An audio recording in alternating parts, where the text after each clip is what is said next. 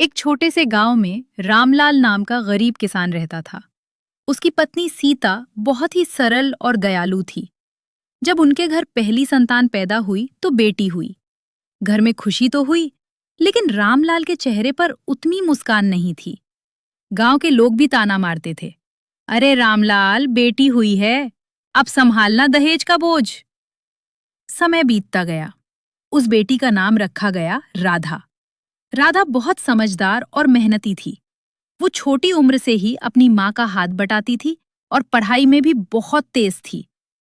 लेकिन रामलाल हमेशा सोचता था, काश बेटा होता, बुढ़ापे का सहारा बनता। एक दिन सीता बहुत बीमार पड़ गई। घर में पैसे नहीं थे। राधा ने अपनी पढ़ाई के साथ साथ बच्चों को ट्यूशन पढ़ाना शुरू कर दिया ताकि माँ की दवा आ सके। धीरे धीरे राधा ने मेहनत करके पढ़ाई पूरी की और शहर में नौकरी लग गई। अब घर की सारी जिम्मेदारी उसी ने संभाल ली। कुछ साल बाद रामलाल भी बहुत बीमार पड़ गया। जिस बेटी को वो कभी बोझ समझता था, वही बेटी दिन रात उसके पास बैठकर उसकी सेवा करती रही। एक रात रामलाल की आंखों में आंसू आ गए।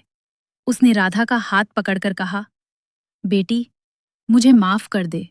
मैंने तुझे कभी बोझ समझा था, लेकिन आज समझ आया, बेटियां बोझ नहीं, भगवान का सबसे बड़ा आशीर्वाद होती हैं। राधा की आंखों से भी आंसू बहने लगे। उसने धीरे से कहा, बाबूजी, बेटी कभी बोझ नहीं होती, बस उसे समझने वाला दिल होना चाहिए।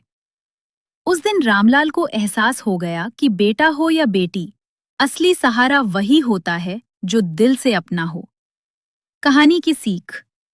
बेटियां बोझ नहीं होती, वे परिवार की सबसे बड़ी ताकत और भगवान का दिया हुआ सबसे अनमोल उपहार होती हैं।